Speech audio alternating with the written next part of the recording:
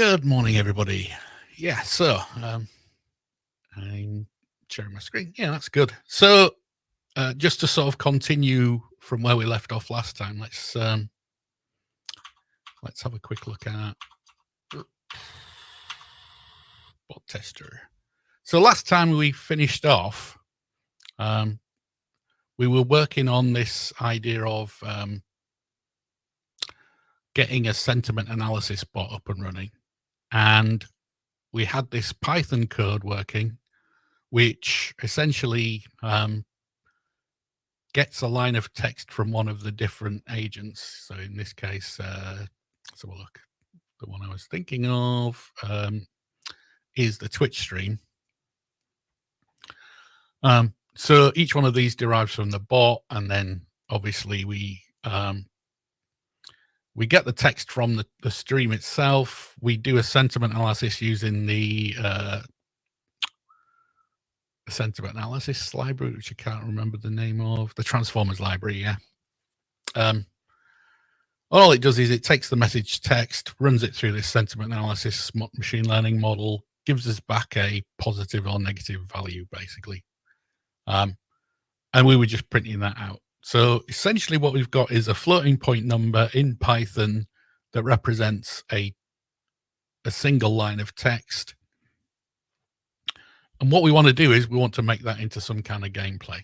So the idea is that we're going to use, in this case, Unreal Engine to actually get some gameplay out of this sentiment analysis value. So what we're going to do is we need to feed from Python into an Unreal Engine game.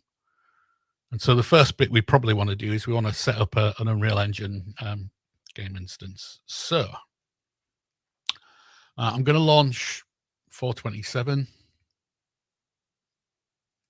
and create a new project. So in the meantime, just to describe what I'm thinking of, I'm thinking of that sentiment. So here's the idea, right? I mean, obviously there's lots of things that we can do with it, but I'm thinking particularly that the sentiment analysis stuff, I'm thinking of driving essentially like a crowd simulation in a way. It's probably not a crowd. It's not really a crowd simulation, but the point is that sentiment, what we probably want to do is we want to aggregate a number of commands and think about the overall sentiment of some chat. So I'm thinking what we'll do is we'll feed the individual chat texts sentiment values into some kind of array, and then feed that array to some functions in Unreal Engine. And from the Unreal Engine instance, we'll create two little sort of crowd simulations. And those agents in the crowd simulation will basically take on the sentiment of the sentiment analysis text, if that makes any sense. So basically, we're going to feed some of these values into Unreal Engine and have Unreal Engine kind of portray a scene of some sort. And I'm thinking like two opposing sides with different sentiment, positive or negative sentiment. So if they're positive sentiment, they start cheering. If there's negative sentiment, they start what's the opposite of cheering? They start shouting. Basically, they'll do something sort of angry, basically. Okay, so let's just see if we've got the Unreal Engine up and running yet. No, we do not.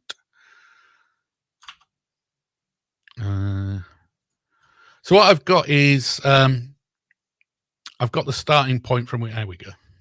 Unreal Engine's finally woken up. So we're going to just start a new game. And I think for this particular scene,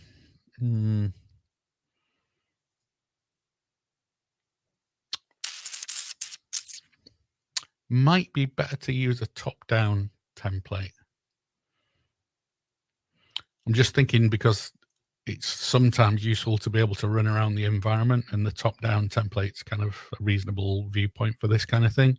I'm thinking of the final game being kind of like a top-down view of a couple of crowds. So maybe we'll start with this. Can't hurt. So for the settings, we're not going to create any starter content. We want Blueprint project for now. It's going to be a desktop console app. So we're going to call this, let's think what we call it. Sentiment.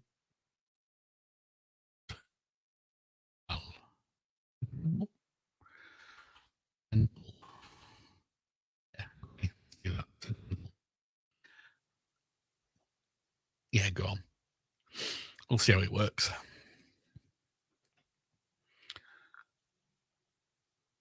So there's a few things to sort of think about technology-wise to make this work, right? So one is that we need some library or some method of feeding data into Unreal Engine. So that's one like big aspect, is that we actually want to be able to take things from our command line Python environment kind of thing. Obviously, we would naturally normally have the Python process running on another machine and having the sort of, I'm thinking of this in terms of like a Twitch live stream kind of thing.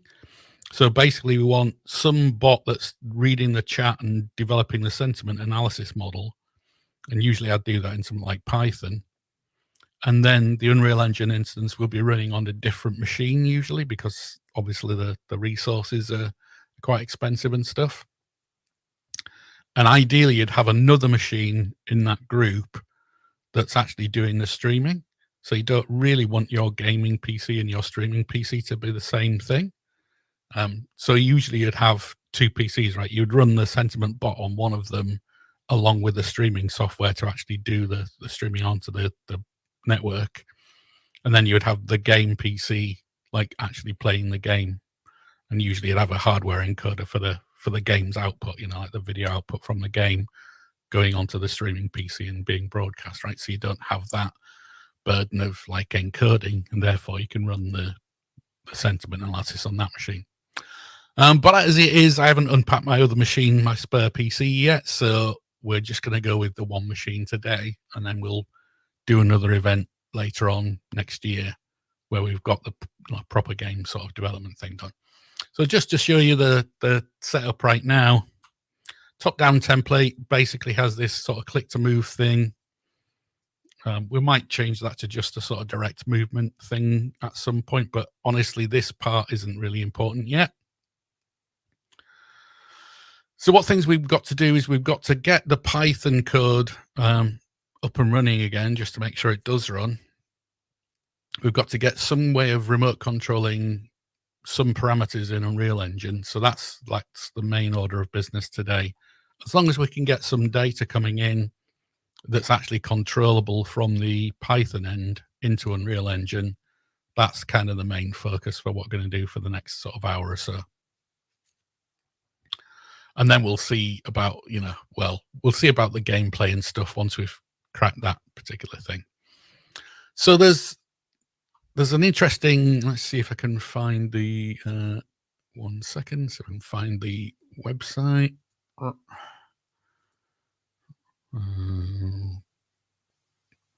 do happen to have a lot of browsers open.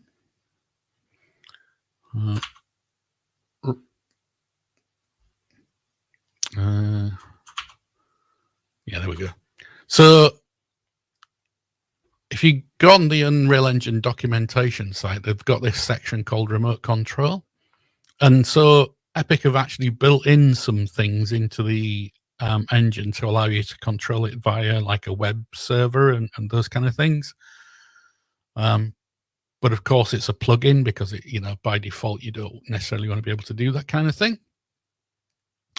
And I'll take you through the interface for it. It's actually reasonably kind of understandable, but the downside is that the model of control is not great in this one. So you're kind of expected to query some of the mechanisms. There's actually a much easier interface to play with. So I'll show you the easy interface, and then we'll go through the sort of slightly harder web-based one to see the difference. So let's just hop back into Unreal Engine. I'll show you that thing in starting. So What we probably should do is we should create a new folder, call it sentiment. Inside there, I'm going to create a actually, we need to enable a plugin first. So we go to the edit plugins and we type in remote. So there's a bunch of remote control APIs here. The ones that we want, obviously there's a whole bunch of stuff, right?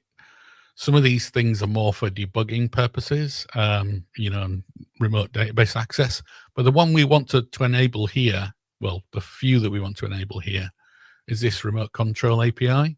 So that's the one that adds the support for like that web remote thing. We don't necessarily want DMX support. We don't necessarily want MIDI support, although you can do.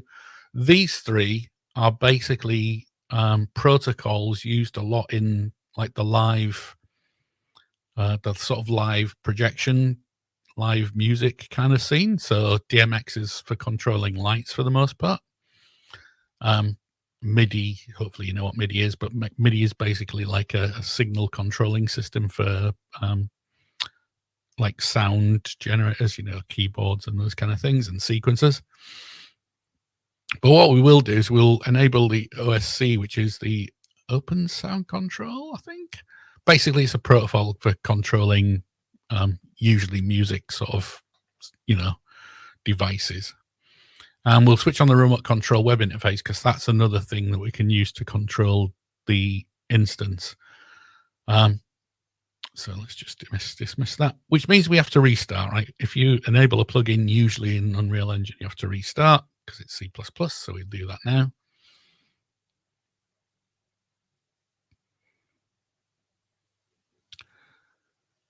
So eventually what we'll do is we'll pipe this open sound control into Unreal Engine just to show you that working. We might need to pip install the libraries and stuff for that first. In fact, let's just have a look at that while we're waiting for that thing to install. And then it comes up. Of course it does. So this library called Python OSC, which allows you to speak that sound control protocol as a sort of client API using UDP, which is user-defined protocol. Basically, it's a connectionless protocol that we can use for network comms. So basically, this package allows us to speak that particular music protocol to Unreal Engine. And so we'll use that. I'll just take you through an example of that. It's the kind of thing where you can build some nice little like tweaking interfaces for values. So we'll have a look at how that works with Unreal Engine. Looks like my Unreal Engine instance has restarted. So what we're going to do, we're going to come in here, and there's a miscellaneous remote control preset. That's one thing we need. So let's call that remote. The remote control preset is basically the user interface. So if you double click it, you get this control panel. It's the user interface that's used to expose properties of objects and stuff. So if we look at this, you can basically select the type of thing that you're going to expose to the external like web remote thing.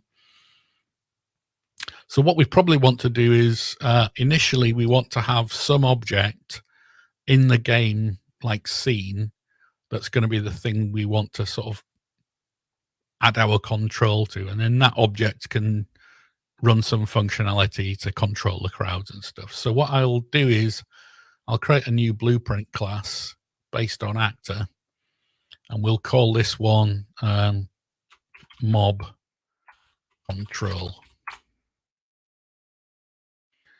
On the MobControl, we'll come to its event graph. And what we'll do is, just to give you an example, I'll add a variable to that mod control object, and we'll create a float variable. So, and we'll call it something like sentiment. So we've had a look at these things before, but basically, you come to the blueprint your class itself. Make sure to compile and save once you've done. Come to the blueprint class, click on the event graph, come to the variables in this properties panel, add a variable, change its type up here. It used to be that it was in a different place. Change its type up here to float, change the variable name to sentiment, make it public by clicking on this little icon. And so what that means is that that interface, that variable, is now exposed to the rest of the engine. And the way we can use that is that if we come into the expose thing here, and we can select, so we need to drag one out into the world, right? So now we've got an instance of that MobControl blueprint, and you'll see that all of the little eyes here, those are properties that are potentially going to be exposed from this particular object. So if we switch off edit mode, you'll see that those properties, kind of the eyes, go away. So when we're in edit mode, we can add properties to the control panel to expose them. So if we look at the sentiment value here and click the little icon, you see that that's just been added. And so what that means is that this actor, this particular instance of the MobControl blueprint, has a sentiment value exposed, and we've just bound that in this control panel to a value. And so if we click on that value, we can actually come down here and set up like what protocol it's available for and what property it's controlling, you know. So basically we can sort of set up a mapping between the input and this value. So we choose the OSC protocol like we did before, and we add that. Now, one thing we need in the OSC protocol is a path to the property name. And so they generally start with a slash, because it's kind of like, if you think of like a folder path kind of thing, right? It's basically a naming convention to have like slash and then the particular item. So you often see OSC values with like, you know, hierarchical names with like dot separators and stuff. So let's call this mob1 sentiment. So obviously we would kind of name these things better, but let's just say we've got mob1 sentiment here, right? So what that means is that we've mapped via the OSC protocol, this thing called /mob1 sentiment to this property called sentiment on the MobControl object inside the scene. So we can switch that thing on. So basically update its status so that it's active.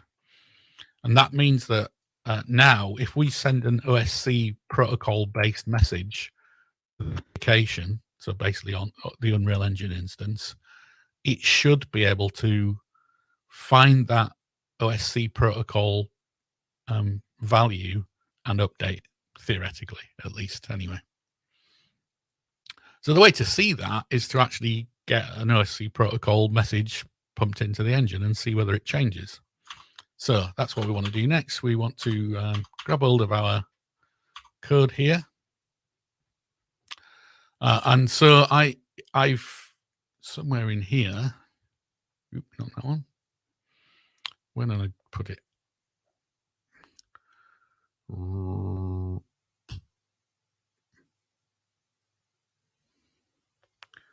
I did put the, yeah, here's the one. So the default code that you get on that like Python-OSC page, they give you a couple of code snippets. And if you look at the code, let's just explain what's going on. So essentially you use this UDP client class from the Python-OSC package. So from the module, sorry. And what that's doing is, in this particular instance, it's using argparse to parse a couple of arguments. One you can see here is the IP address. So basically localhost in this one, 127.0.0.1. So that passes the IP address and then the other one is the default port. Now I've changed this code a little bit to be default port 8001 because I know that's what Unreal Engine uses for the OSC protocol. And so we can essentially just run this code. And if I remember rightly, we've called it mob1 sentiment, right? So we could probably do with the there.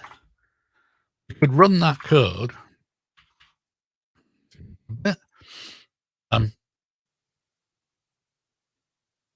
And see if it works. So what I'll probably do, this is from another directory, right? So I'll create a new object here, and I'll call this one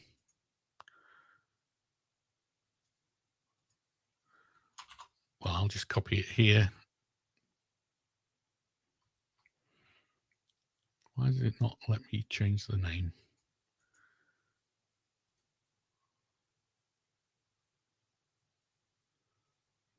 Ooh. Let's just undo that. Ah, there we go.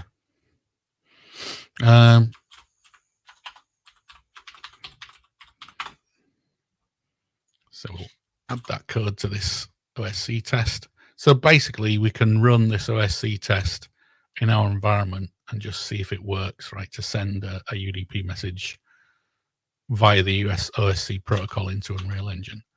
So what I probably want to do is just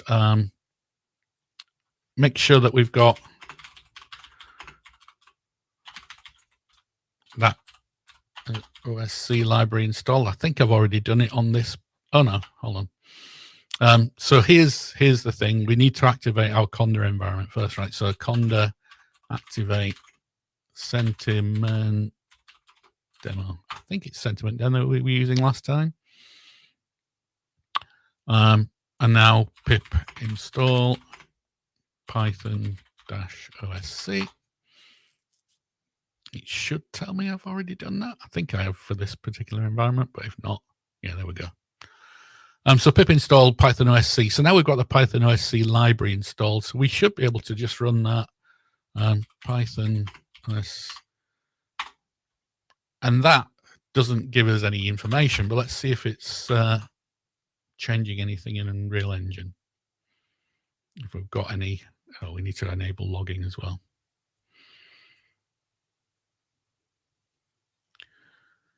So what you should see is that this thing should log when it receives a particular OSC,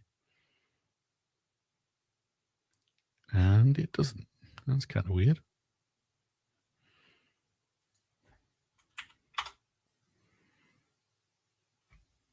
Okay. Let's just add a print statement in here.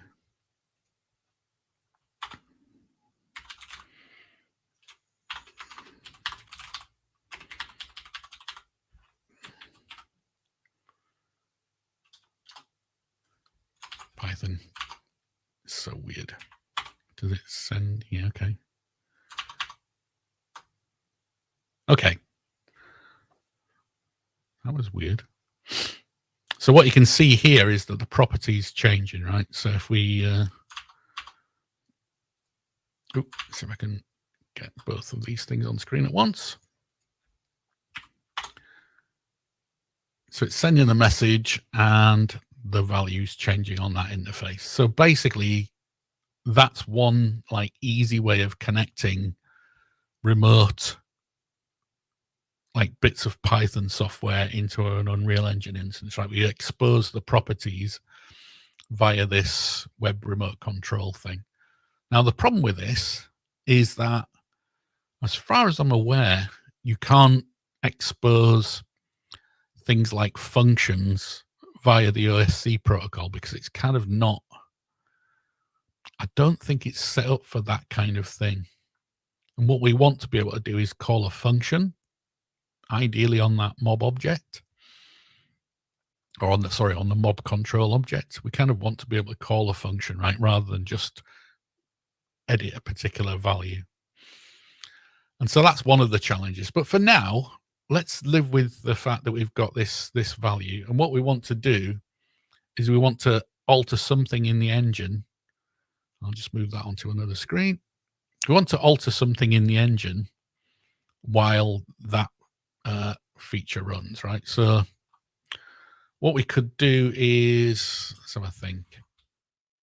We want something that mob control actually controls, don't we? So maybe what we should think about is like importing some content. Actually, let's just fix the environment a little bit first. So I'm going to delete the walls because I don't want those. And I'm going to delete most of these things as well. I don't want those. We'll be people playing and stuff in a second. Right. I'm going to get rid of that template text because we don't want that. So we'll keep one of these blocks around just in case we do want to use them.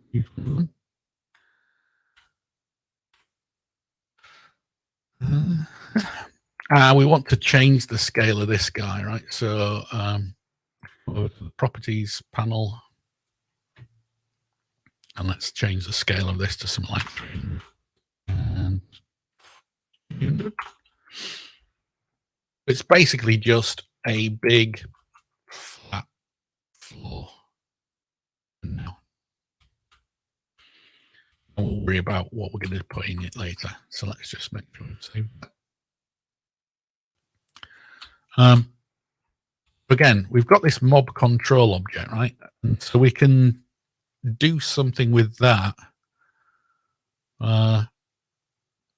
So we want to be able to say that there's like a crowd inside the world, and that mob control is basically going to pipe some data from our external application.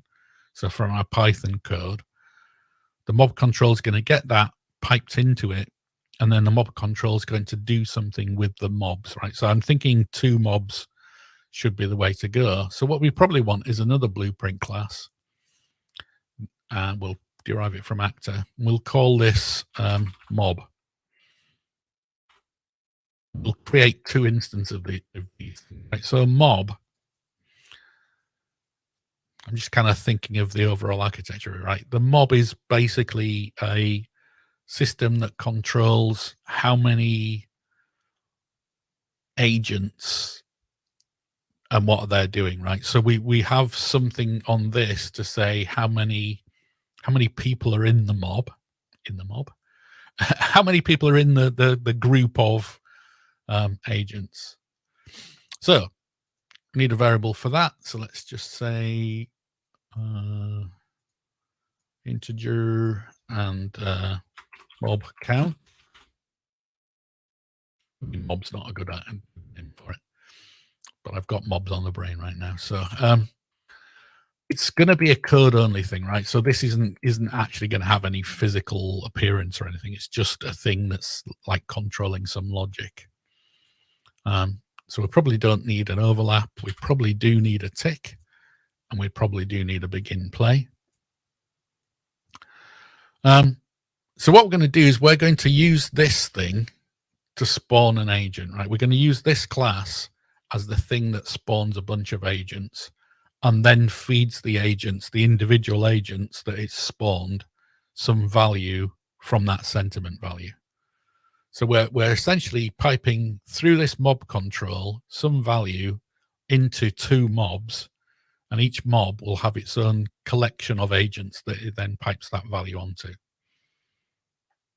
So there's a lot of like working parts in this, but that's kind of the nature of distributed systems, right? You have different applications speaking to each other to control the overall system. So what I'm thinking is that we should probably get the basics working first, right? Which is we spawn a character in the mob. We pass some value from the mob control. We've already got a value here. We pass some mob value from the mob control to the mob itself. So what we probably want on here is we want mobs. We want that to be an array. So one thing we do is we can change it to an array, but we also want to change its type to a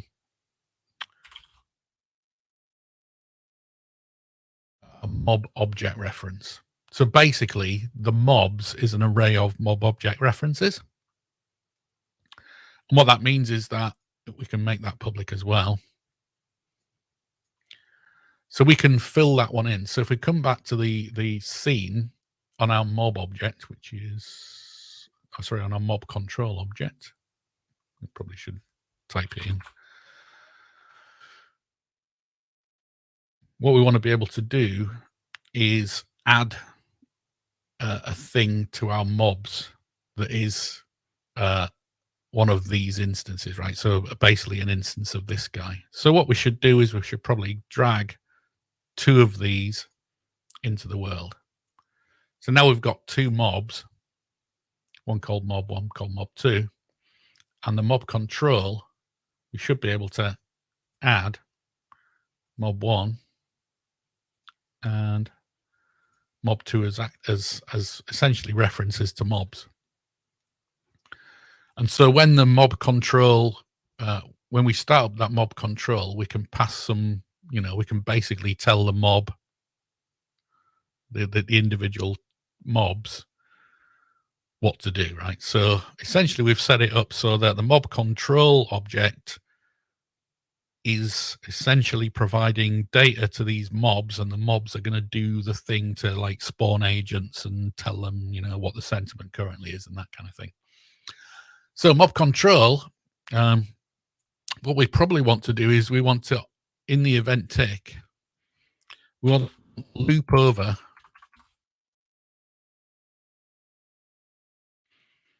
our mobs array. And we want to say for each mob, so that's basically, the mobs array is the array of mobs. And for each mob, we want to call a function on it that is like, here's the current sentiment, essentially. Oh, and Unreal Engine crashed, which is always good.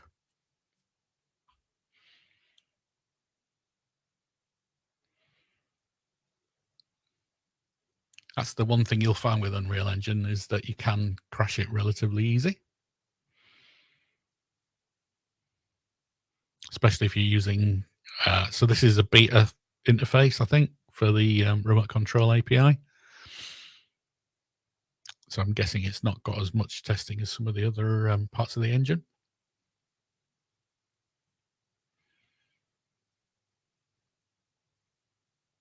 I would have normally sorted out like a network diagram and stuff for this thing as well before I'd started, but we're just playing with things today.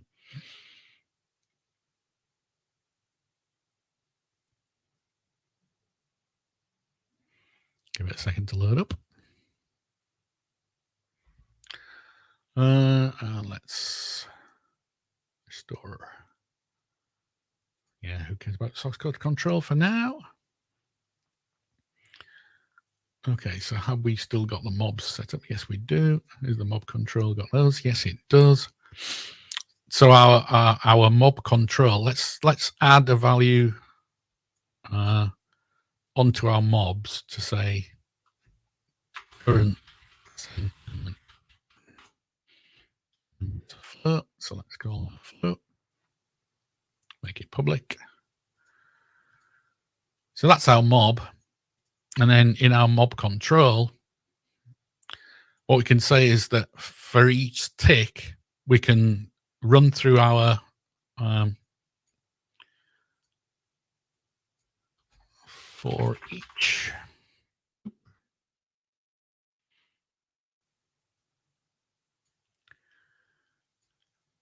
We can take each mob and say sentiment.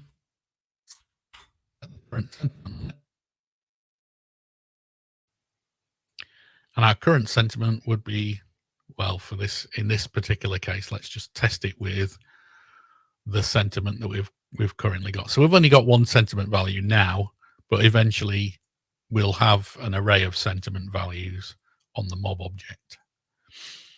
So what it means is that um, in our mob itself, what we probably want to do is just to test this, is we want to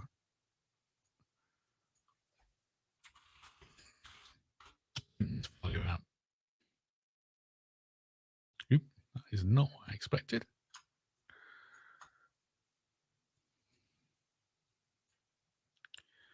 So basically, in the tick of the mob, it's going to print out what its um, current sentiment is. Probably what we want to do is we want to just append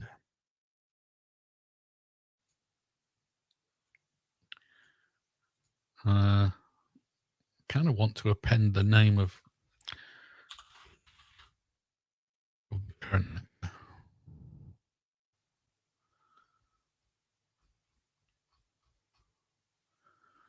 What is the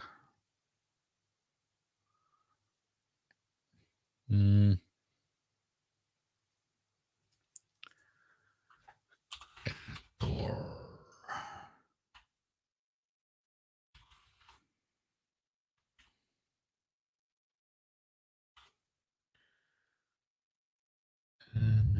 name? Explain. That's the one. Explain. Let's just move that one down a bit and put. So basically, for each actor, because I'm just doing this because we've got two mobs, so we want to be able to display, like, for each mob what its value is for the sentiment. So they'll both be the same for now. And so theoretically, if we run this, it's not playing, it's not doing its display name. That's interesting. Let's just run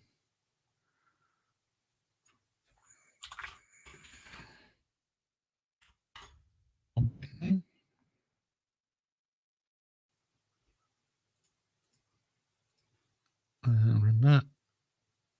None.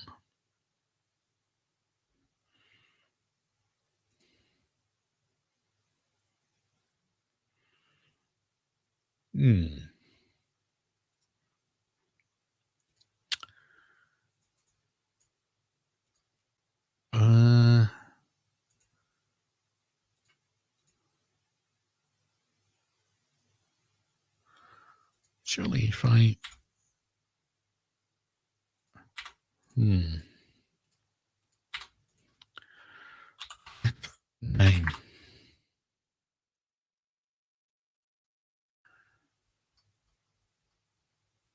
wonder if it's a context sensitive thing.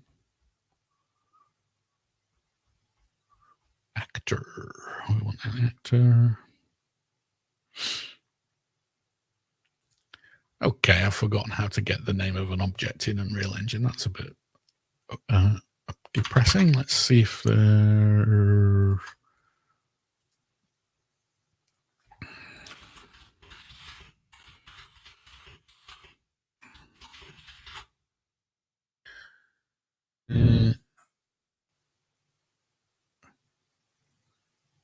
I've done this a million times. It's very weird.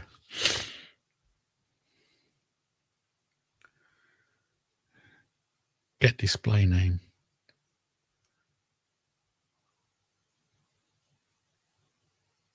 Right, okay. Yeah, that's right it was. Well, let's see.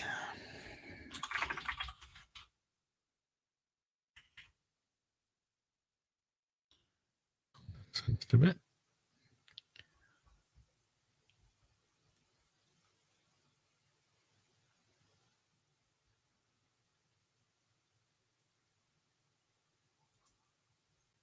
No, that's not the one I want.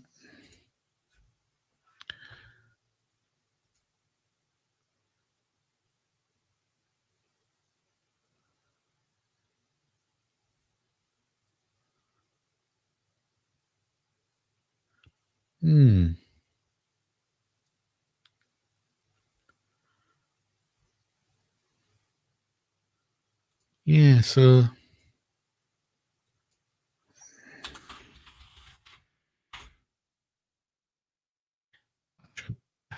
doing it? Well, yeah, it's empty.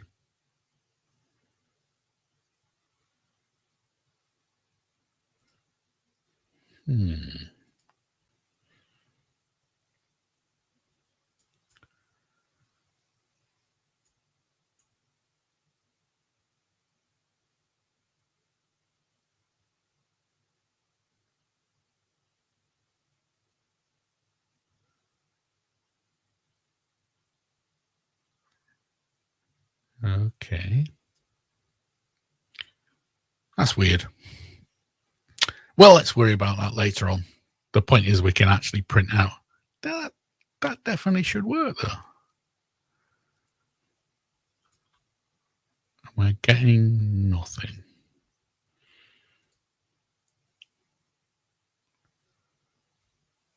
Well, I'll tell you what we'll do. One way to get around it for now, we'll just add a name. Take that to a string. Make it public. And then we'll call this, what is this? Oh, yeah. We need to set it on the instance, right? So, it made that public, right? Oh no, it's on the mobs. Name. Mob. Name. Mob 2. And inside mob class, we'll just get this guy and feed it in there. If that doesn't work, there's something very strange going on. Okay. So the point was that I'm trying to make sure that we know like mob 1 and mob 2 are getting different values. Because really what we want to do is we want to feed the text chat stream like sentiment from 2 different. So the way I see it, right, is that I kind of wanted to pitch Discord chat against Twitch chat or something like that. But it might be that in the end we have some like Twitch agent that actually lets people join like 2 teams, red or blue or something. And so the point is that we want to have 2 different mobs. And so we want to have a name that says which ones it is. I'll have to look that code up again because it feels like it should have worked. But anyway, so we just added a property on the objects to be able to discern which one it is. So what we've got to do is we're feeding this value in. So let's just see if we run it. And then off screen, I'm just going to run that OSC test. We can see that the mobs are getting different. Well, they're getting the same value fed into them, but they're basically changing their values. So all we need to do is we need to tell the engine instance based on that value to do something differently for each mob. So essentially we can feed that sentiment value into each mob and have the mob do something based on it.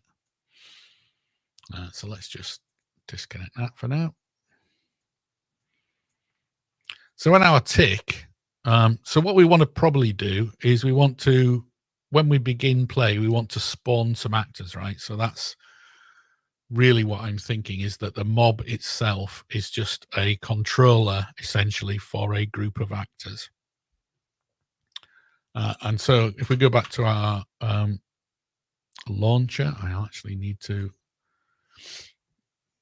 run that guy again, and it's there. And I'll go to, was it marketplace or was it library? It was library, wasn't it? So I've already got a bunch of characters that we can use, right? So here I've got a lot of content. I'm thinking we use these characters just as sort of placeholder for now because they're low poly and I wanted a low poly feel to this. So I'm going to add that to our project. It's the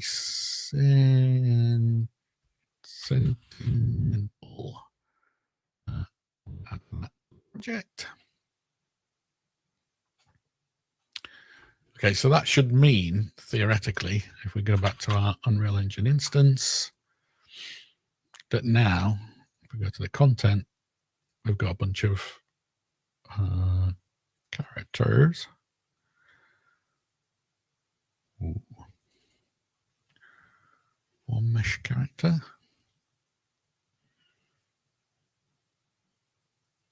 Give it a second to update its shaders. Yeah. What we're going to do is we're going to spawn a bunch of these, basically. So in our mob, we want to have a reference to an actor. We kind of want to know the type of the actor we should spawn. And then in the begin play, we should spawn the mob count of actors. So let's just set that to 1. So we need a variable to say what type of actor it is. So let's call this or to spawn public, and we'll make this a so I think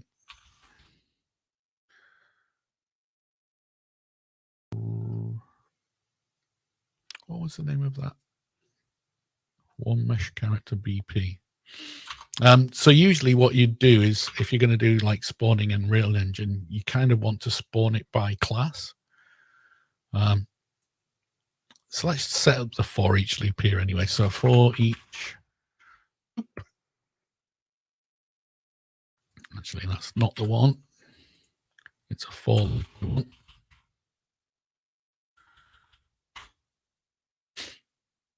And we want the first index 0, last index is the number of mob count we want.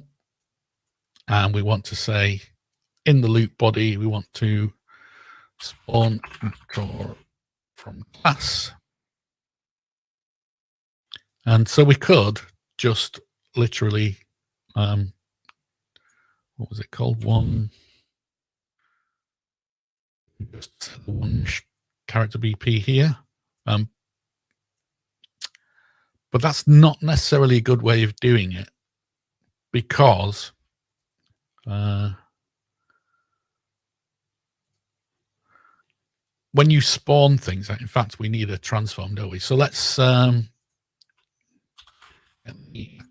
location, use the actual mob actors location as the place to spawn from. Yep, let's see if we got anything else. No, that's all right. So that's kind of hard coding the fact that we're going to spawn one of those one mesh character BP things. And that's not necessarily a good way to do it. What we want to really be able to do is set the class of this thing. So we probably want to set it to a variable.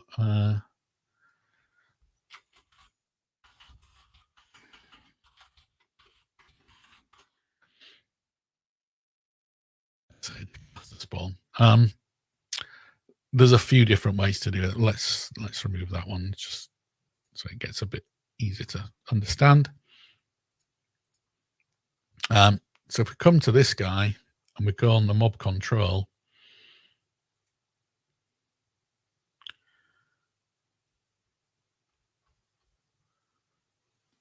what's the MobCon? Oh no, it was the mob, wasn't it? So the mob is the thing that actually controls what it's going to spawn. So yeah, we can select the actual thing from there. So each one of those is going to default to one mesh character BP, which is all right. And the count is 1 for both of them, which is good. So we want those two objects to be just above the ground so that the characters actually spawn. Let's just grab both of these mobs. And theoretically, these both should spawn characters. And they do. But the characters, well, they're a bit big. Let's just look. A little bit big. But they're not falling down. Okay. So it could be that. Why is there 4 of them?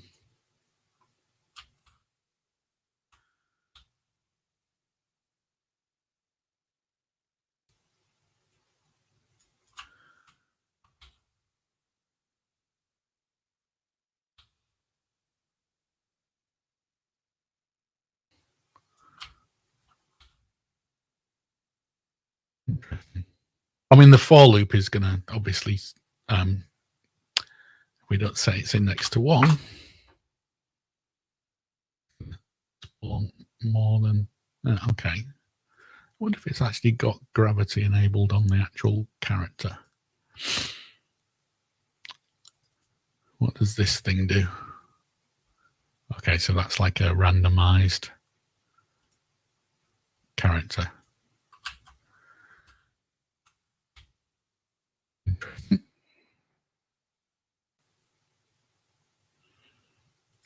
So we could randomize it, I suppose. Yeah, so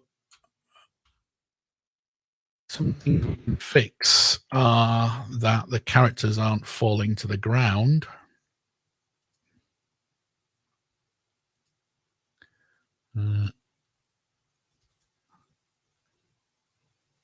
So it's got a skeleton mesh. Has the skeleton mesh component got gravity on it?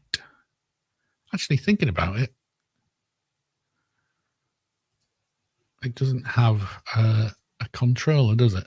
That's probably why.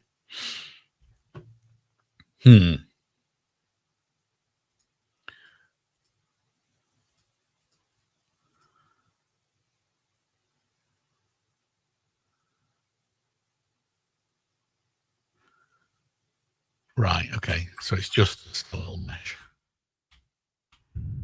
Okay.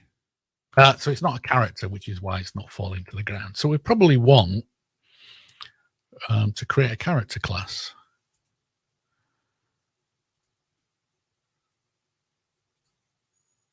And this is, let's call this mob agent.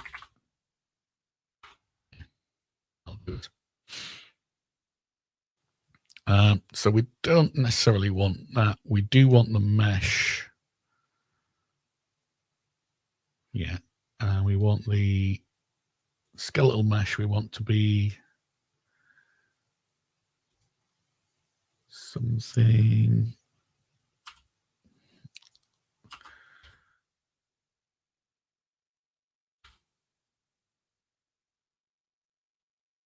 Something like that.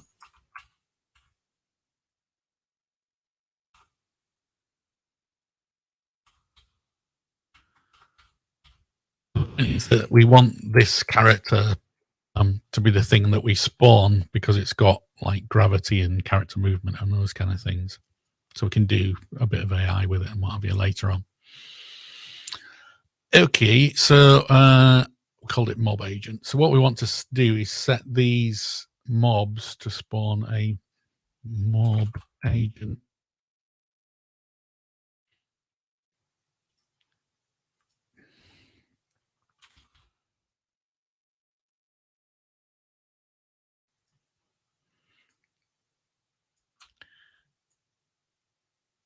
Okay, so they spawned. And probably, let's just show collision.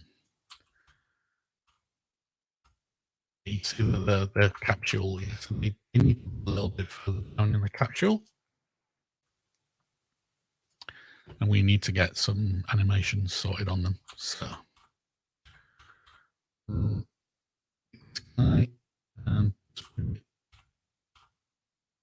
to the bottom of where. Let's change the snap size a bit so we can move him down. Something like that. Enough. And then for the animation,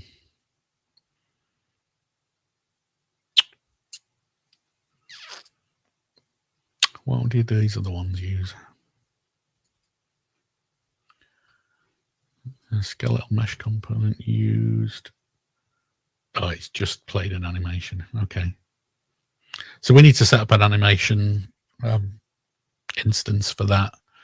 But for now, let's grab our mob agent and just use, what was that one called again? Idle sword shield anim.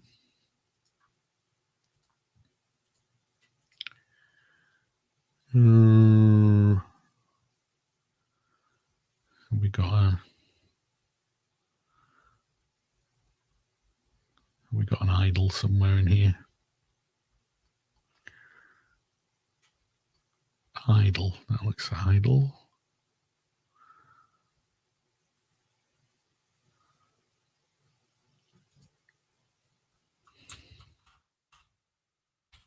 That looks suitably alert, doesn't it? So let's see if we. Okay, I'm already getting my buff. I chose this. Let's switch off collision so we don't have to see that. And not quite on the floor.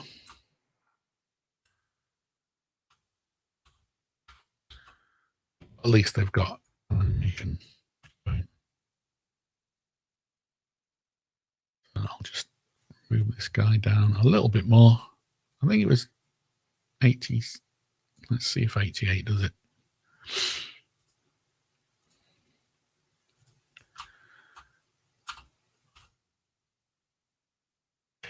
Eyes on the floor. This guy is not.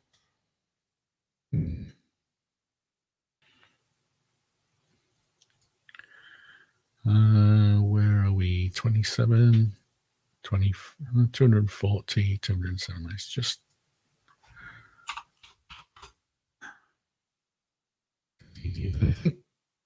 But then they should. Let's just see if this leaves him in the air. It does. Okay. So the mob agent should have some gravity on it.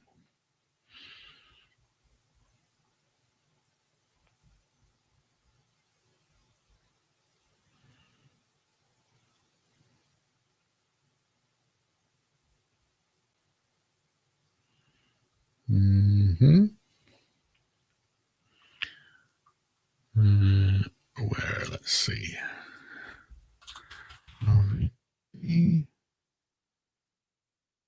Okay.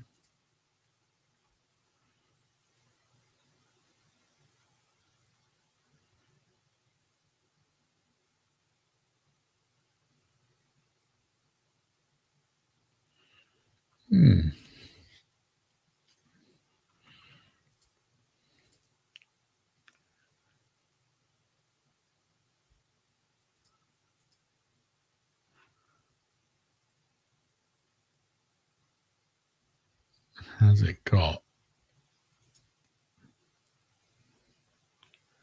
It has got gravity enabled on the capsule, so theoretically these guys should fall down. Yay, it did.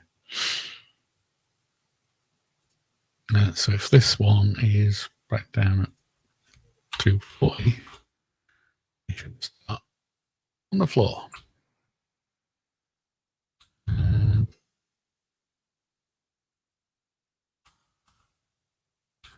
Go through it. That looks reasonably good. Now, if we get one of these mobs and just increase the count, does it actually spawn enough of them? Right. Okay. Was not intended. Yes, we've just sprayed people onto the ground. Radish monster, hello. Yeah, so yeah. It's funny. I'm really hating this template now.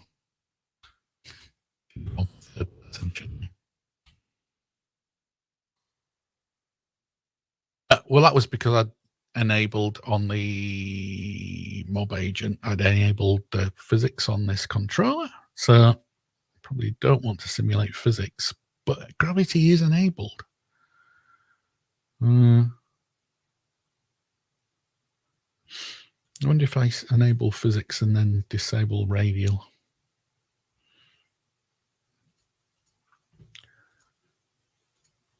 Nope.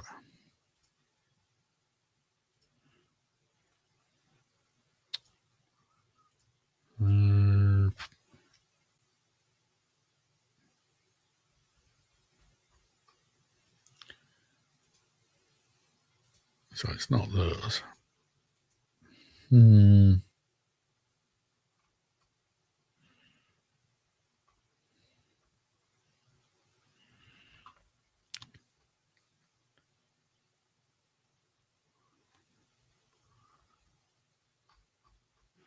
Character movement component should be the thing that actually projects it to the ground, though.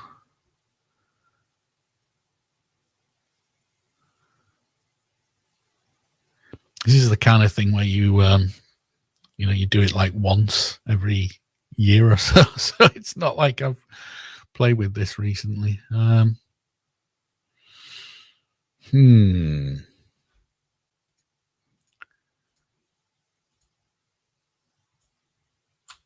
Interesting.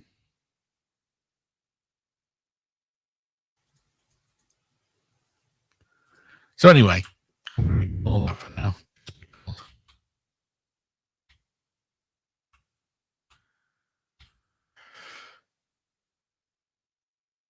Right, so let's, for each mob agent, what we want to do is we want to, let's see.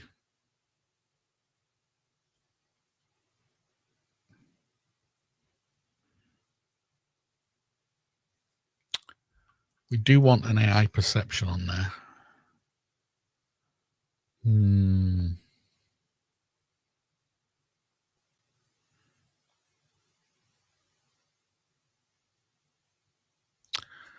Kind of want to make it just do something to start off with.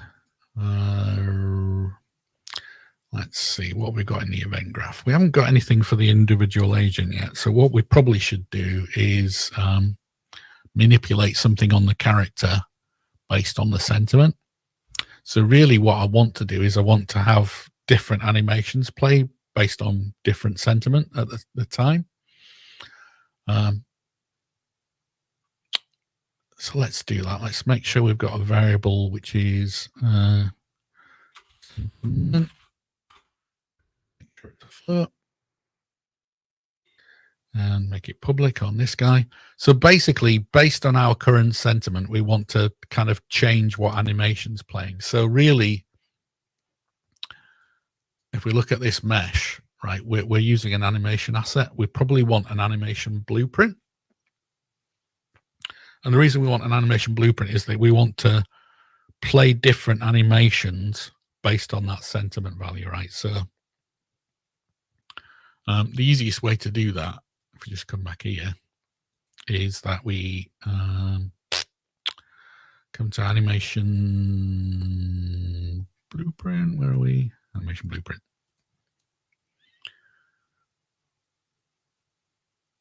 Which skeleton is it using? It's pretty sure it's not. Let's just go back here for a second. I forgot which skeleton it's using. So you can double click on this guy. Its skeleton is Yui mannequin skeleton. Okay. I did not think it would be using that. Right.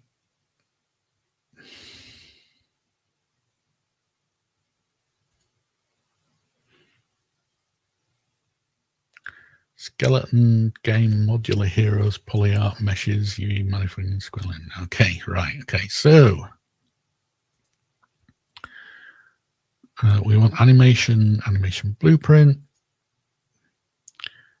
and it was the modular RPG guy one. So they've tried to basically create the same naming instance kind of setup as the default Unreal Engine, but the skeletons are massively different from the mannequin to this thing. So mob agent and EP.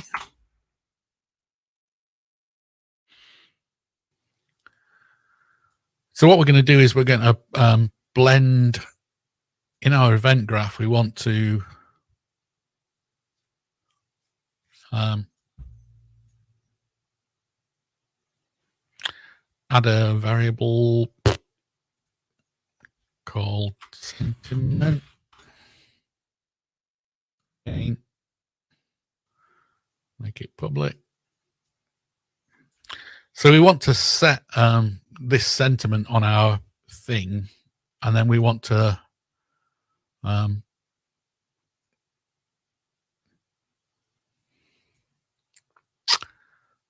get our owner's sentiment.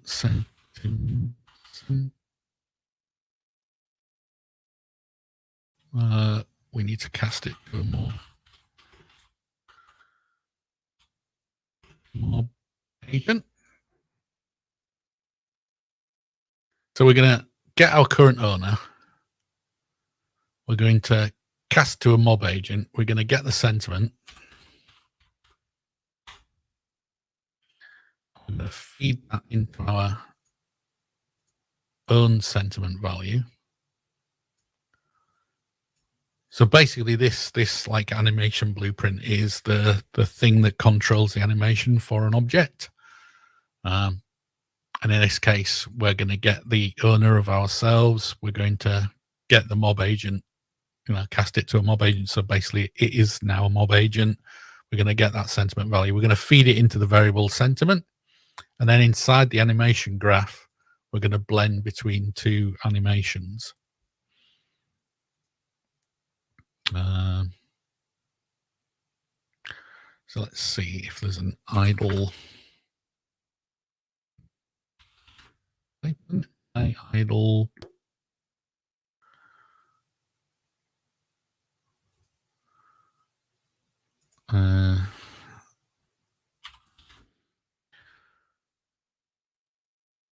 We've got two animations. We do a blend.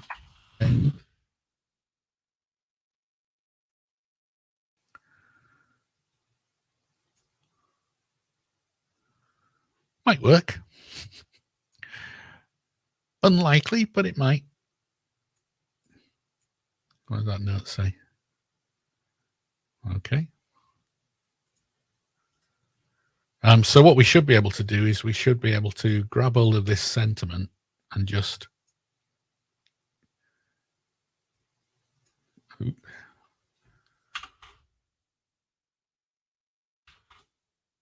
so set to 0, like standing 1, set it to 1, a different animation. What brings it set to -1? Yeah, okay. All I want to do is play a different animation, right? So what we'll eventually do is we'll feed the sentiment into here and get like cheers and stuff going. So theoretically, have we fed? So we've got the mob agent.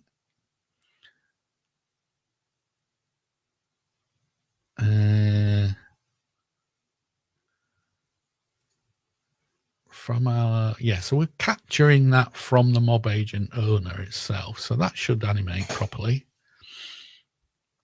And our sentiment's is our sentiment being set by the mob? Right. So we want to, for each of our agents. Right. Okay. So one thing we want to do is we want to, when we spawn the actor, we want to store the fact that we've spawned him in the mob.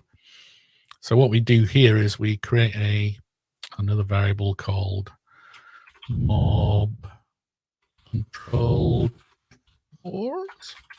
Why does it Unreal Engine call it?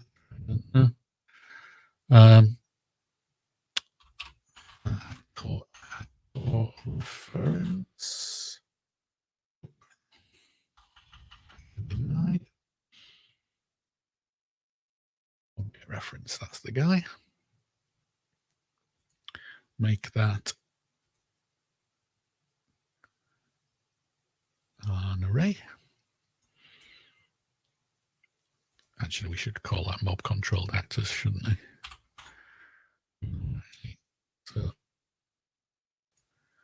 So we're basically going to add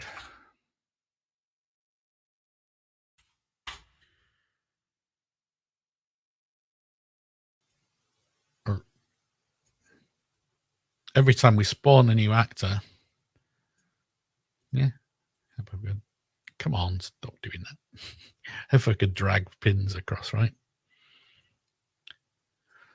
It's going to add to this mob controlled actors array so that later on we can grab hold of it in our event tick. Let's just do that somewhere over here.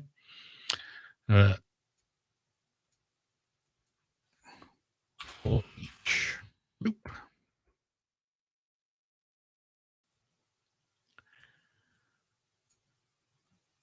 And then cast to mob agent.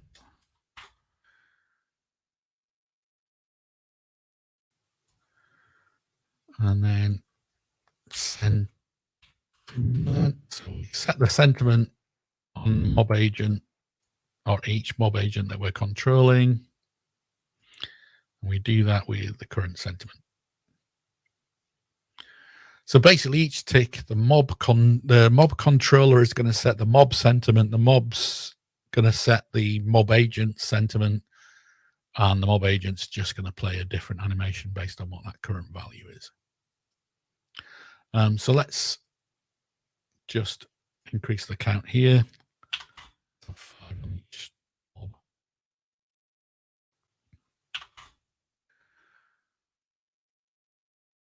Right. So if we play,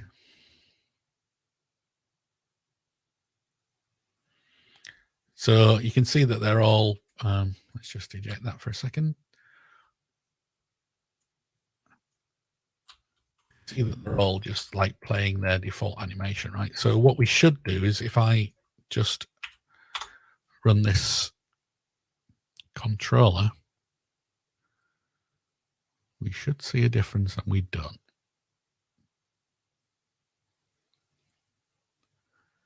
Okie dokie.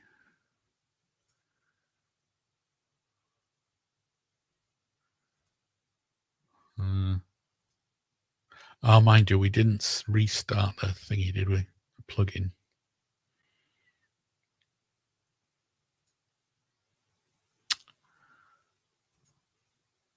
Ooh. It was in the content browser.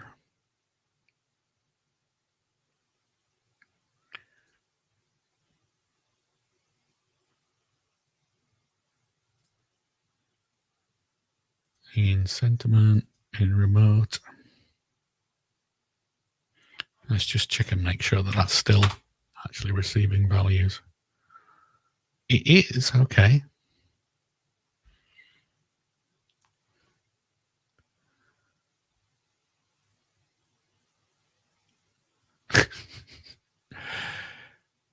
Well, I'm not going to do it all in Python. There is no way I'm going to do everything in Python.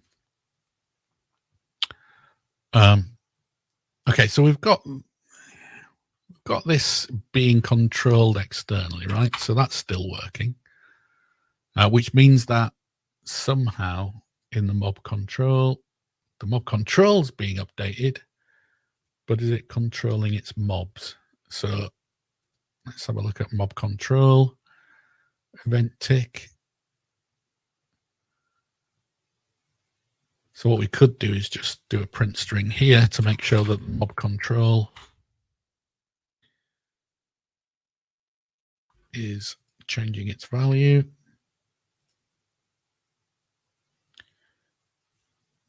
Oh, I should probably print the value, shouldn't I? Thinking about it.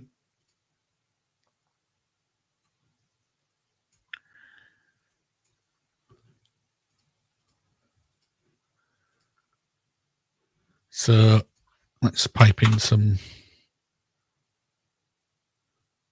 Okay. So the mob control's updating itself properly. That's all right.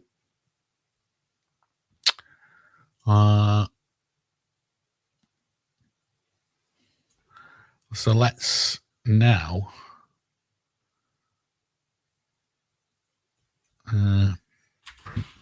from this is going to be a law.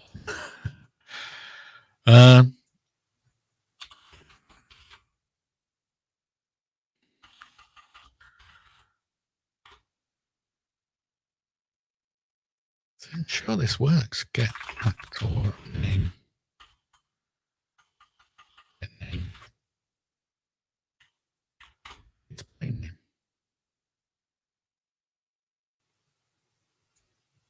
Actually, we wanted that to be. Didn't we?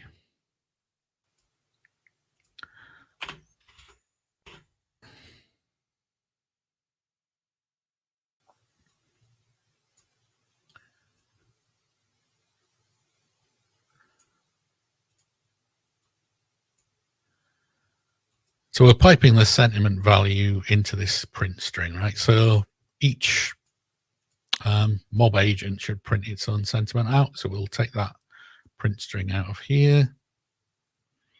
You can just disable them if you've got print strings and stuff for debugging purposes. Just untick them and it won't print anything out, which is useful. So in mob agent, we're printing out what the mob agent's name is and what its current sentiment value is.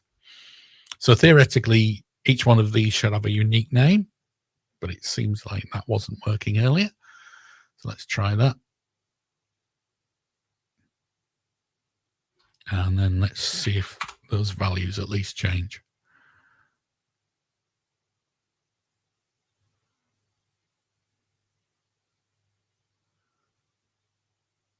Okay. So the values seem to be changing.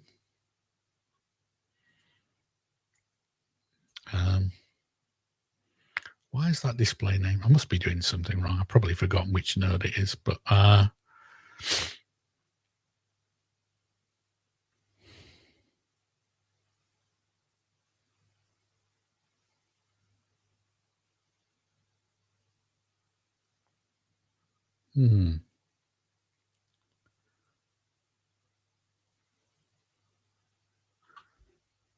don't remember coming across this before where it's not actually printing the name of the thing.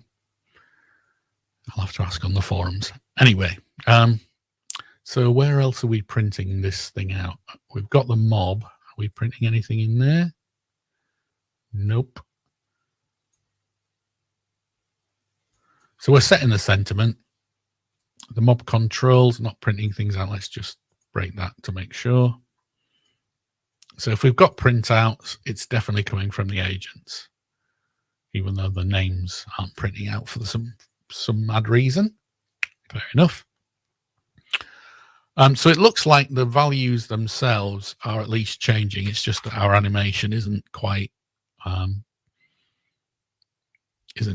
being displayed very well on that. And obviously they're all in sync and they're all playing the same animation, right? So if we just set the mobs to 1 for now, we'll figure out what's going on.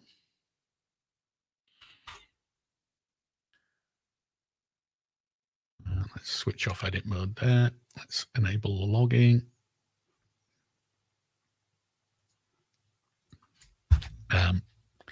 So if we click on these mobs, right, we can see that the sentiment, if I run the other application, we can see that the sentiments values are being changed. And the mobs themselves, so we should be able to see their sentiment value. And let's just feed some stuff into that. Yeah, so the individual mob agent's sentiment is changing.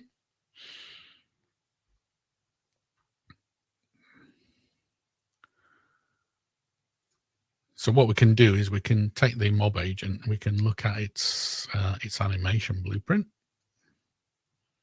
get rid of that skeleton apprentice SK thing. So it's probably the fact that the variable itself isn't like it's going between point.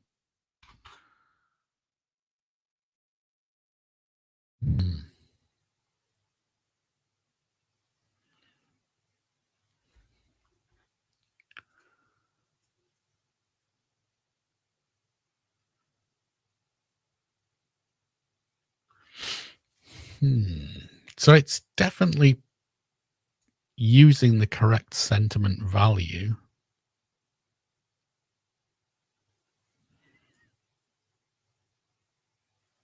I wonder if we can actually print a string in here. We can.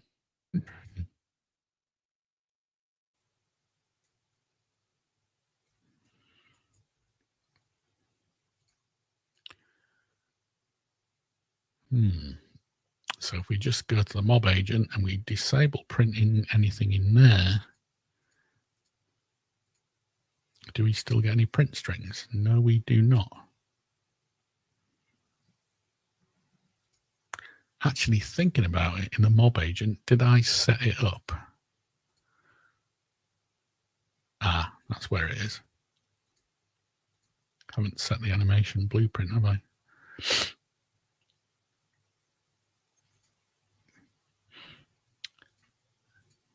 Well, silly me. I actually had them set to run a single thing. So I had them set to just run that one animation.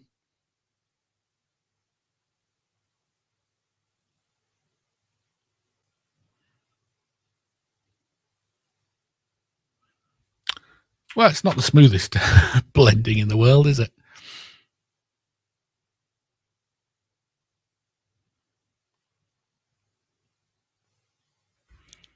Okay, well, that's an easy enough fix.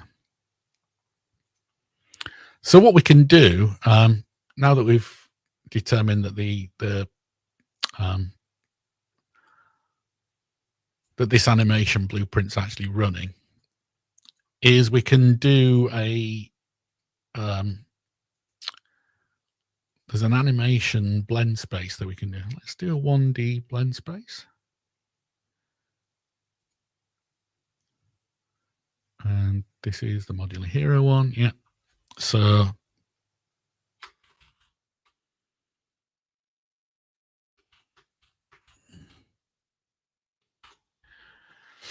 the blend space is essentially a way of blending different like animations together based on some variable, right? So a 1D blend space is just going to take an input value and blend between different animations.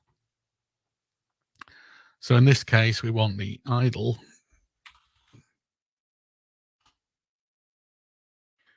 No weapon. We can drag that onto one end. And what was the other one? Standing idle, no weapon. Drag that onto the other. And so what that means is that control and click and drag, hold shift to move, right? So we basically get a blend based on this value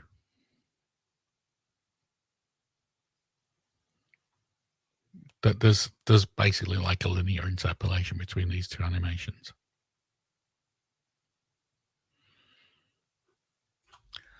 So you often do this thing for, imagine you've got like a walk cycle and you want it to be able to walk like forward, back, left and right. You would do a 2D blend space for that walk cycle, and you would feed in values here for like how much it's moving left, you know, like the velocity left and the velocity forward and that kind of thing.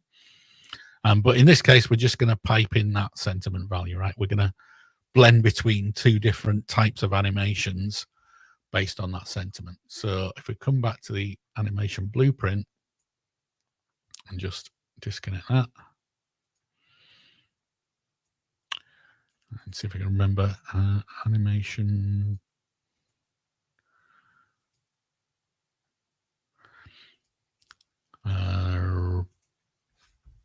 feed space.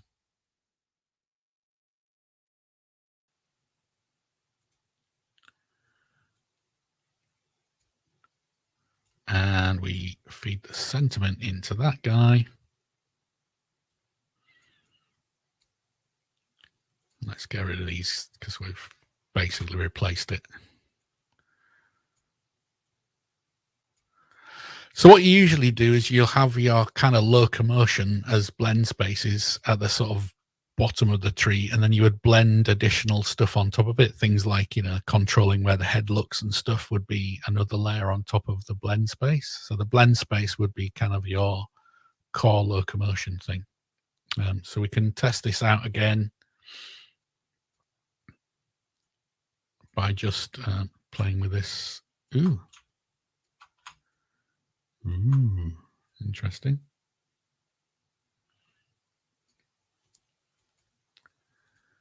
Let's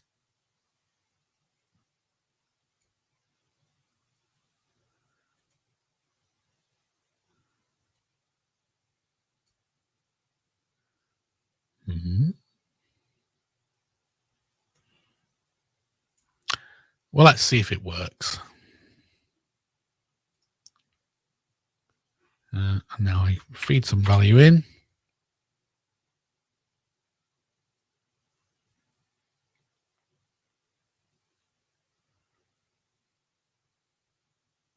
That blend space does not seem to be effective, does it?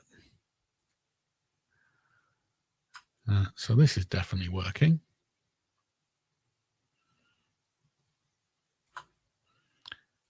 And our mob agent's using the animation blend space. Do we actually save it?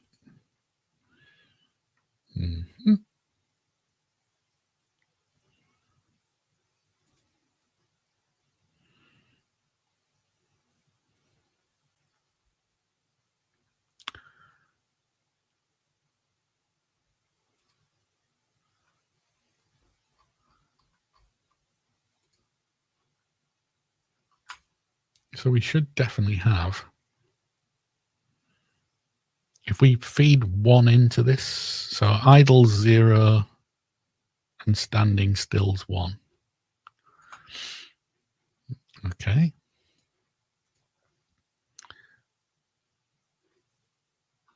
If we feed 1 into that, we get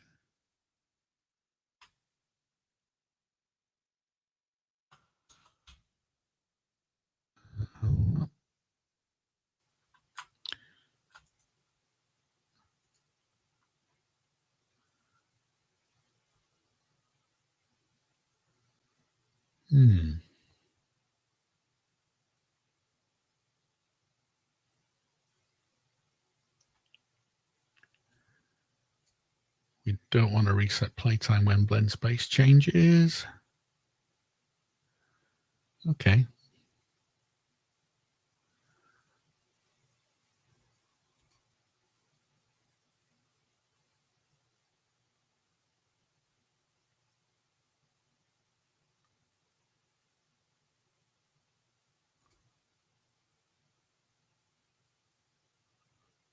No, that's not what we want.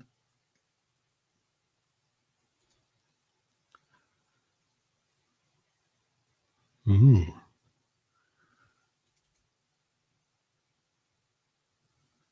Right. Well, okay. That's not what I was after. Let's remove binding for that.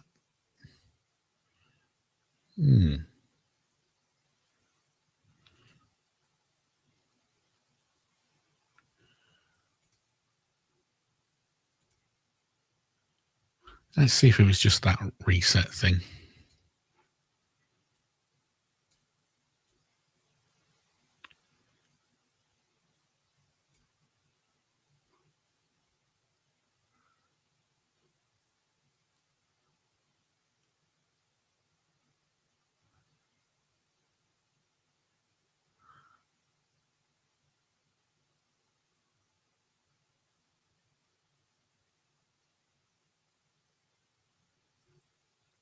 Oh, I see that.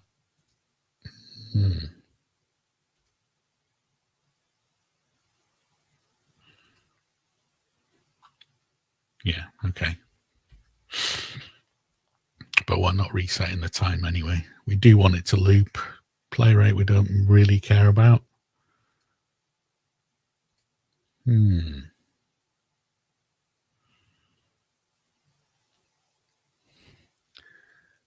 I was hoping that this would give us like a...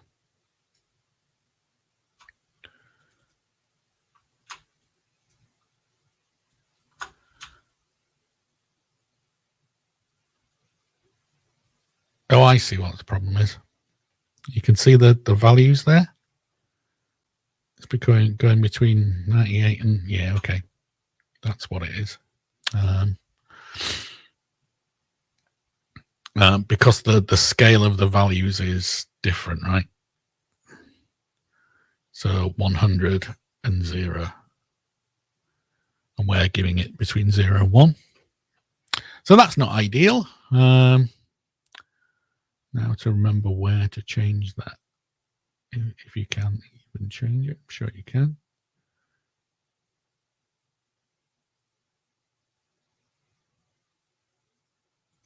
Let's see if...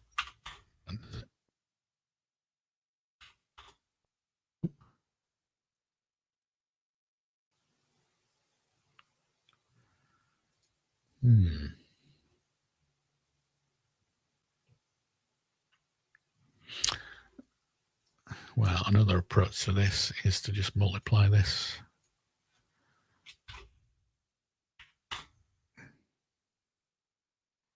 Good.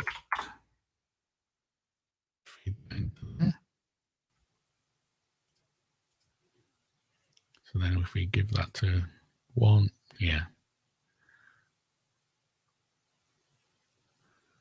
Kind of makes sense. And then let's play that. And now if we feed some sentiment in,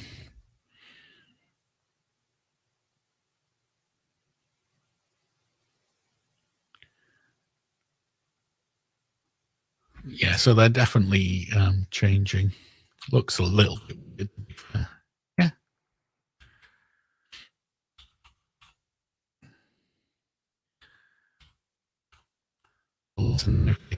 They don't use the template. It's annoying to control.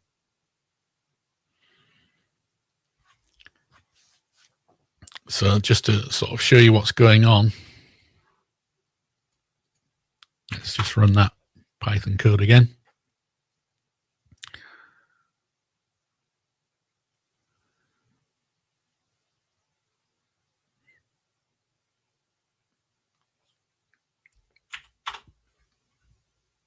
So basically, we're sending this OSC message through into the engine through that remote control API. So through this control panel exposing the MobControl object.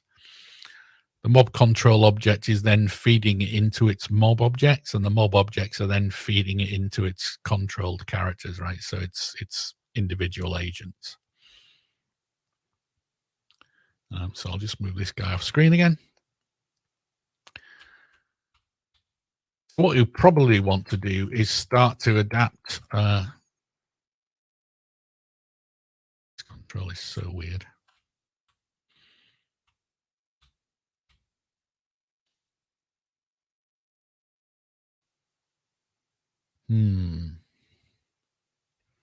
Let's just stop that and see if I can change something different.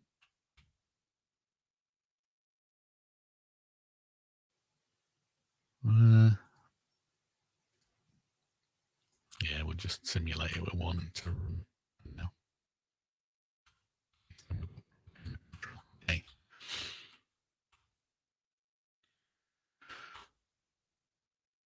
Right. So what we want to do is we want to add some behavior to these agents, right? We've spawned each one of them. So if we come into the mob, we can actually add back, let's say, on each side.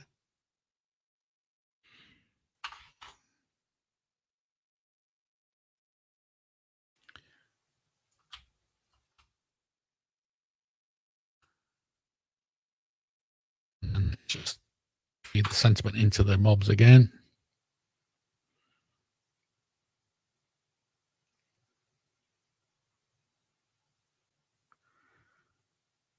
So what we want to do is we want to extend this MobControl guy. Where are we? MobControl.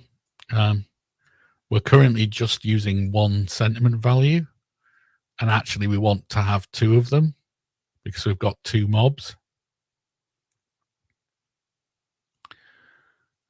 Actually, we kind of should have, I suppose, an array of these. Okay, let's.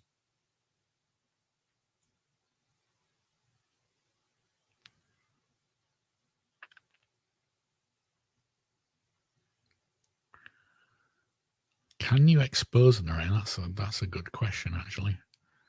Let's undo that now. Another variable. We'll call this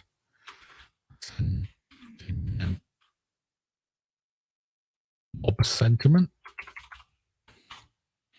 Just curious whether that web control interface allows me to bind. Get back here. Make sure we save things because it'll crash. Let's go to edit mode and let's expose.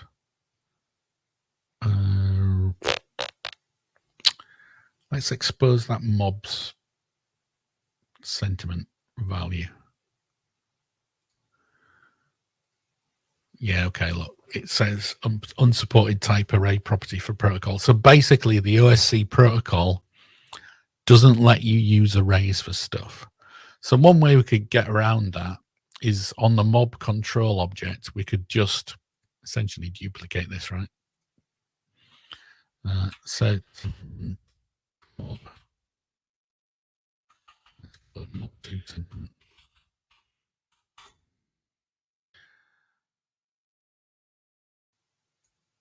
But that's, I mean, that's a bit bad, isn't it? Kind of, yeah, I don't like that. I mean, it'd work, right? We could do each individual mob as just sort of individual variables, but in reality, what we want is we want like the sentiment even per mob. We kind of want to expose an array, but this particular protocol doesn't support it. So what happens if we what we want to really do is we want to have another protocol that does support that sort of array thing. Another thing we could do is we could have a function call. So on our mob control object, we could add a new function. So add an event. Actually, we can add a function. Let's do it here. Actually, thinking about it, does an event work?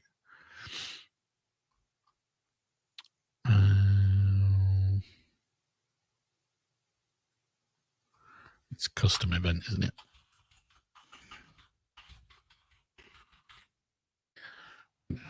Event and call that set sentiment for mob. And as inputs to that, we can say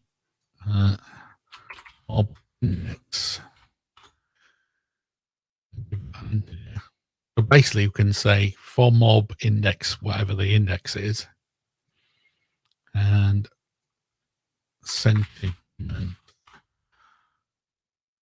can have sentiment passed in as a value. So we can add inputs to a custom event here. So the question is, how do we feed this from that web interface thing, right? So can we, so we could just add this property, right? That is essentially now available to our OSC controller. So, you know, but really what we want to do is we want to expose that. Where is it? Mob control. we want to expose this function, right? So if we can do that, we can expose actor function, MobControl, set sentiment for mob. And so you'll see here that when you expose one of these functions, it's a little bit hard to see.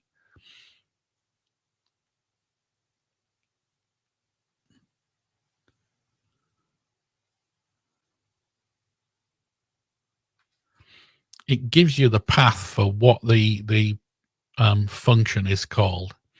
And that's part of the problem, is that this whole sort of naming convention thing is very unreal. And it's actually such a pain, because essentially it's saying that there's a particular function called set sentiment for mob on this class called MobControl_C on the object called MobControl in the game folder under top-down BP sentiment. So it's kind of like the path to the object, and then the object itself has this naming convention. So if you see this MobControl here, it's actually called MobControl2 in terms of its unique ID, and it's inside the persistent level. So it's actually MobControl2 is the object name in the persistent level, which is running currently in the top-down example map. And the top-down example map is in the maps top-down BP game folder. So like the naming conventions for some of these interfaces are not the simplest things in the world to discern. So if you ever need to expose a property through this web control panel, you can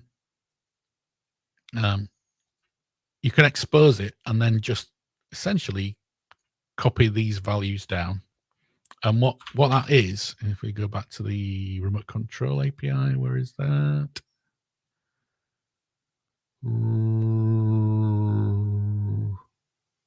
Not that one. Where did I put it? Oh, it's here. It's this. So like if you look at the HTTP reference, there's a bunch of like get calls, right? So we have to basically create a HTTP request. So we'll probably have to include the requests library in Python. And then you need to build up a JSON object with a payload, which is the type of thing you want, right? So basically we can do like a get call and a put call and those kind of things. And then the naming convention is that property, right? So the Unreal Engine sort of object thing.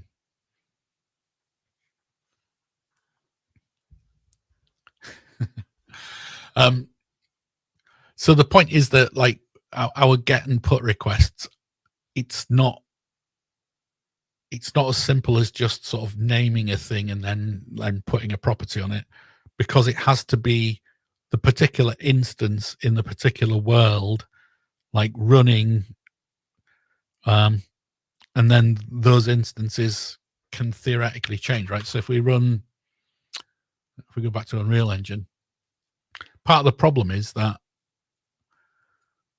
these things are kind of runtime objects, right? They're not just, if you run it, those objects have different unique names.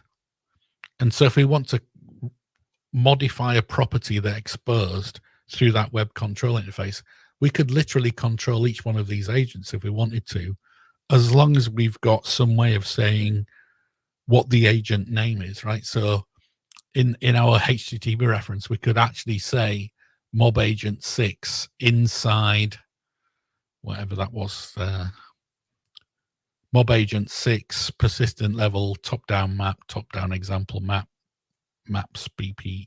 You see what I mean? The path to that object needs to be absolutely right for it to actually get that function call. And so figuring out how to expose those is a bit of a pain. But here's the thing. there's actually an easier way of doing it. So if you're curious about how to give yourself an easier life with some of this stuff, they actually built, if you remember when we were enabling the plugins, they built this web remote control thing into it. And so we can open up a web app and just enable that control.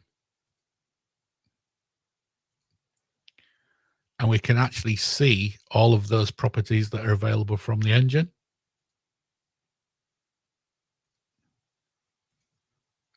And we can drag those into the world.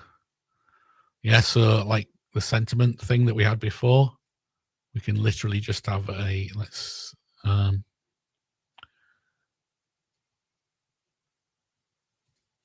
just set that back to 0.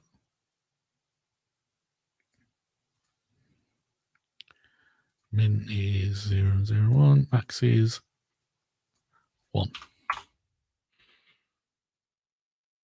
So we can do like a slider thing, right? And then if we switch off design, where is it? Cancel.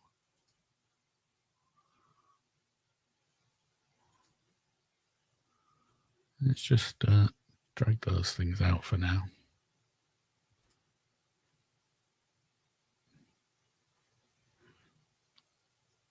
Yep. Let's add another one.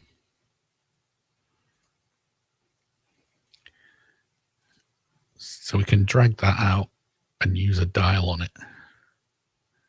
Why didn't that slider work then?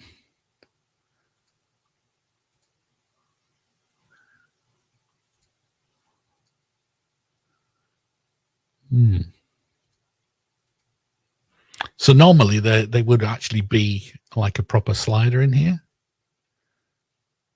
I guess that's their version of a slider now.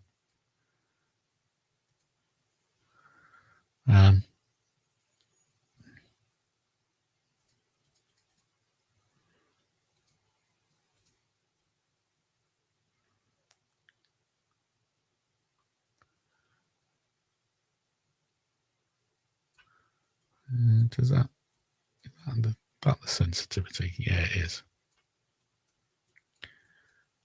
Ooh, okay.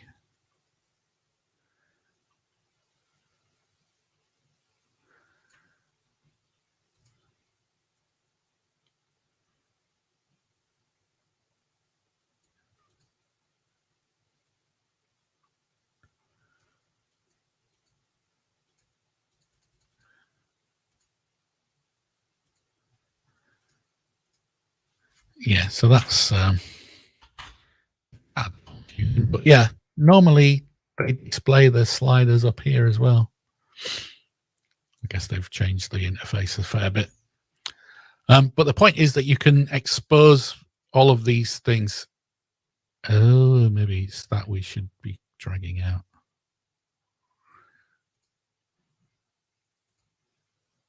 Oh. It's easy with the dial. And you can clearly,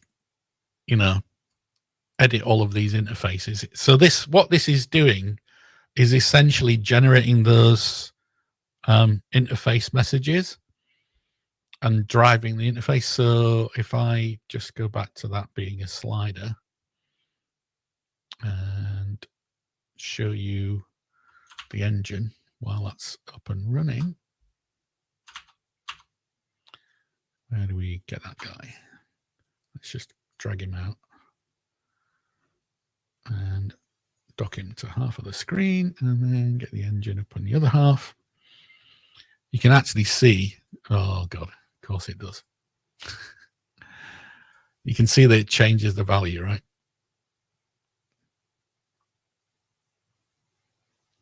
So the sort of lazy boys version of it is basically just use the web remote control thing and use this web app.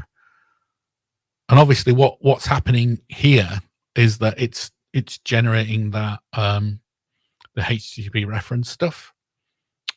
So it's essentially doing this, right? It's doing a get and a put. So it's actually using um, the HTTP info thing.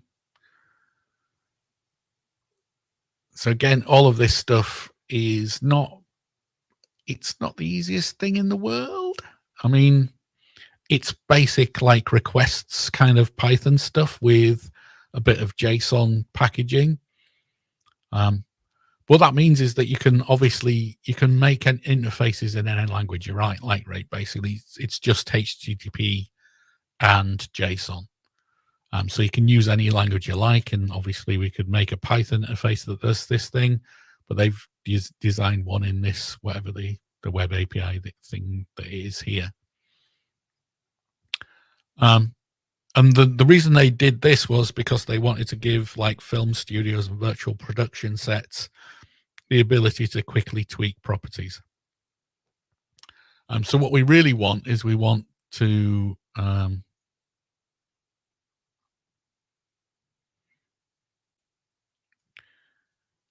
call a function, right? Now this current setup is not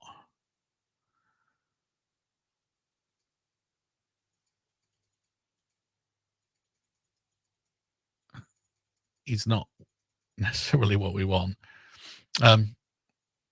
We actually want some like value and then a button to do the function call, but it looks like that isn't, it's not how it's kind of meant to be used, I don't think. So that's not so good. Ooh. Okay.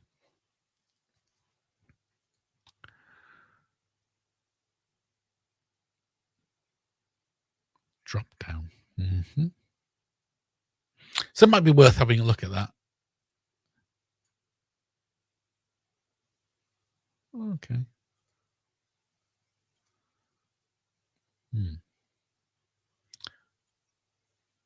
They used to have a very different, I think it was a Node.js application they used to use for this, but now they're clearly using a different web framework. Anyway, it looks like we're out of time for this one, but what we'll do in the next session is we'll go through the development of the Python interface for controlling some of this stuff, and then we'll get some of these characters actually doing something like you know, a little bit of like basically cheering or throwing rocks at each other or something. So those are the basics anyway, right? We've got this web remote control interface going. We've got the Unreal Engine instance with some characters that are spawning, that MobControl thing. Obviously, you know, add more behavior to these individual agents. We want to add a property so that we can spawn different agents on different teams, for instance, although that would be relatively easy to do. And mobs themselves, we could just change what we actually spawn. But we'll do that later. So I guess that's us out of time for now. Thanks for joining us. We'll do the next stream sometime. I think there's another enhancement week early next year. But if not, we'll do it on a night anyway. So if you've got any questions, now will be a good time to ask them. Otherwise, I'll see you in the new year, I guess. I'll go and have a look at why those names aren't printing out.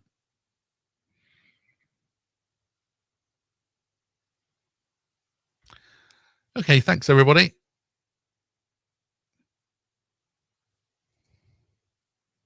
And take care.